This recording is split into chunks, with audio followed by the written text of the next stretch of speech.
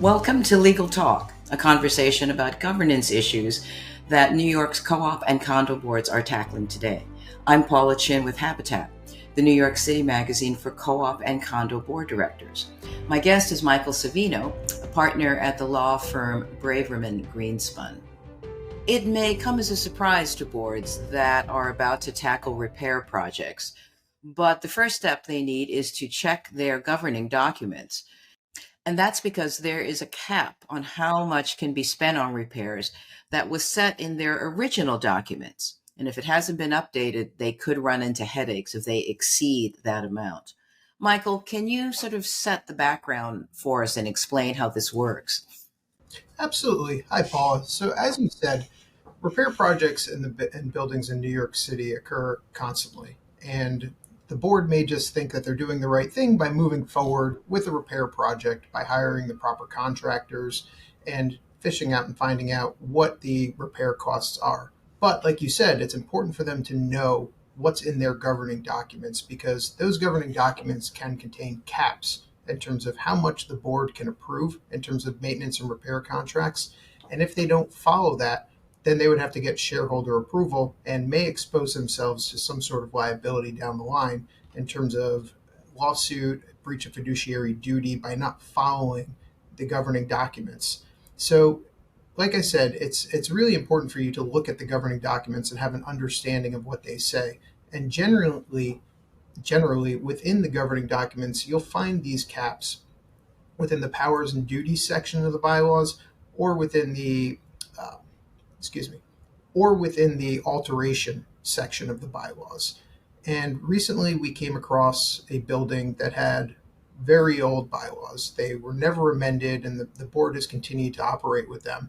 And they had a cap on maintenance expenses of $10,000, which I don't have to say, extremely difficult to get anything done in the city of New York for $10,000 without getting a supermajority of unit owner or shareholder approval.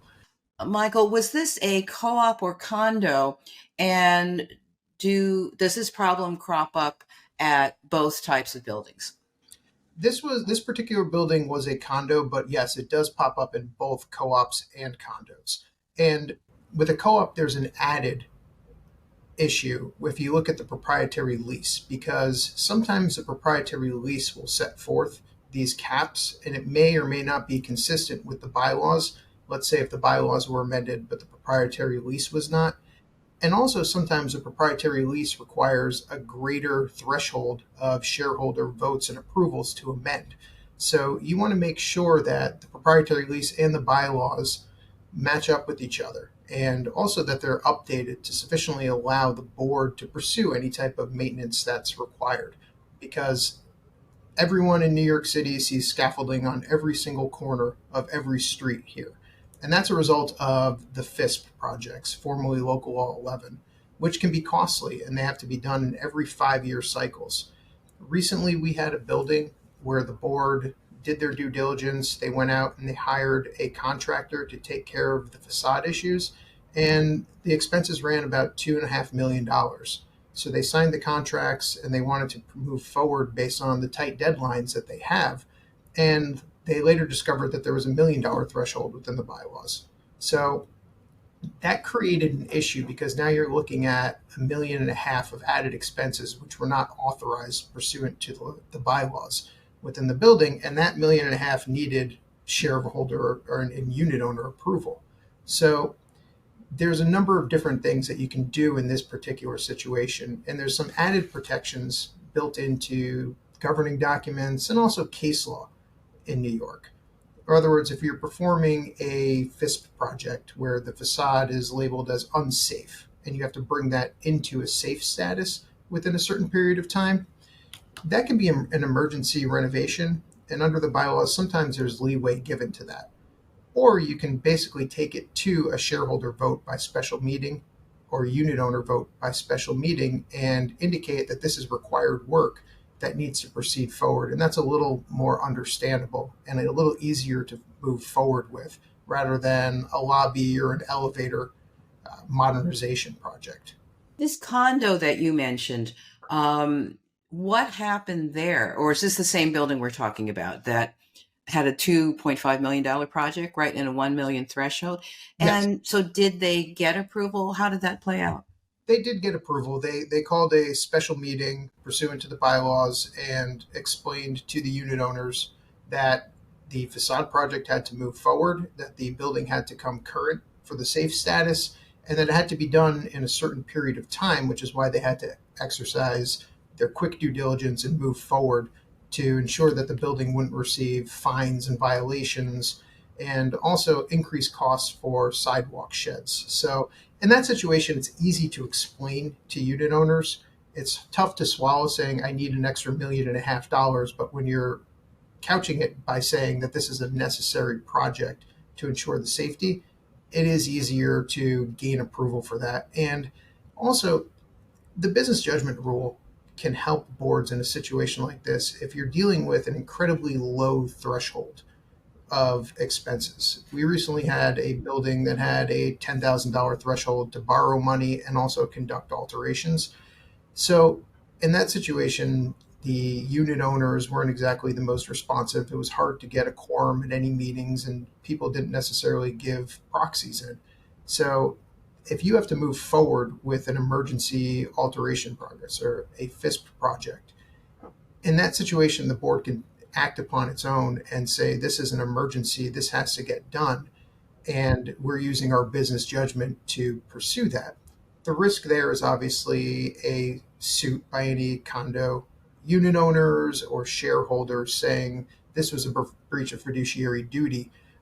But in emergency renovations such as this, the board has a little extra leeway. What can boards do to avoid the problem? Should they go ahead and amend their bylaws? And that also would require what, a supermajority vote? It depends. Once again, it all comes down to knowing what your governing docs say. So certain governing docs call for a supermajority, and some will call for a majority. We had a building that allowed the directors of the co-op to amend the bylaws as long as they haven't been amended previously. It's difficult to know how and people will react to this because those thresholds were put in for a reason initially to ensure that the building had to conduct its everyday expenses and conduct the maintenance and alteration obligations, but also make sure that there were some protections for the rest of the unit owners or shareholders to make sure that the board wasn't spending out of control money on that. The problem is when you have a building that's on the older side or bylaws that have not been amended and those numbers are artificially low, you have to recognize that, recognize the expenses that are going to be coming forward for the building in the future, and then proactively reach out and see if you can gain unit owner approval or shareholder approval to raise those limits to an appropriate amount. And sometimes that's difficult if you have a building that doesn't respond, if you have unit owners that don't go to meetings, if you have unit owners or shareholders who don't return proxies, that can be a difficult task. So it's very important for boards to recognize their documents and their buildings and be proactive in reaching out and attempting to gain approval to allow them to conduct their business in a manner that would keep the building safe and move forward with all their obligations. Let's maybe address a worst case scenario where the board has reached out and for whatever reasons they can't get that approval. Are they more or less then boxed in that they could exercise a business judgment rule, but they could be taken to court and then it drags out, there's time and money involved? Is that something that might be inevitable for some boards? For some boards and some buildings, unfortunately, yes. There are some catch alls within the bylaws that may allow an action for a board to move forward on certain expenses. But once again, that comes down to just knowing what your governing documents say and making preparations in case a situation like that occurs. Like we said in the beginning, it's an easier sell if you have to do facade work. That is a safety issue because that's of the utmost importance for every building in the city. Because if you don't conduct that within the time period prescribed, not only is the building potentially unsafe, but you're racking up fines and violations, which will end up costing the building in the long term. If you're in a situation like that, then business judgment can help the board there move forward and say this was absolutely necessary. The financial health was of the building was at play, and also the safety of people who are walking the streets is at play. But if you're a building who needs to modernize a lobby or modernize some common areas and amenities, that's a tougher sell in terms of moving forward with a project that exceeds what the bylaws say. Because at that point, that does leave a board more exposed for a breach of fiduciary duty suit. So if you have a $500,000 threshold within the bylaws and you undertake $1 million lobby renovation project, there will likely be questions from the people living in that building. And the necessity and the urgency to conduct that type of work just isn't there. So business judgment likely will not save a board in that situation. So it's very fact specific, and it really comes down to preparation, knowledge of your governing documents, and also an understanding of your building and the people who are living in there. So if you know that you don't have a lot of responsive individuals, no matter the size of the building, you can start reaching out through a managing agent or just walking the hall and having conversations with people, informing them this is something that has to be done for the health of the building. We want to move forward with this, and we're going to present a bylaw amendment, and it's important for you to vote on it. So it's very important for the board to, like I said, recognize all of these factors when they're making a decision in terms of how to spend their money. So, as with many challenges, it's all about communication and taking the temperature of your residents. Is that right? Absolutely, absolutely, and some are more difficult than others in terms of getting everyone on board with it. So I would say that if there is something that is coming up and you know that there's a certain renovation or alteration that has to move forward, start planning in advance. So it's just as important to take the temperature of the building and see if this is something that can be approved if needed, rather than just going out and hiring a contractor and forcing it down the unit owners or shareholders, saying that we hired a contractor, this is what they're going to do. And at that point, you risk not only lost time, but lost expense of reaching out and hiring something that may or may not be able to be successfully pushed through a board meeting. Michael, this has been really informative. Thank you so much for joining us. Thank you, Paula.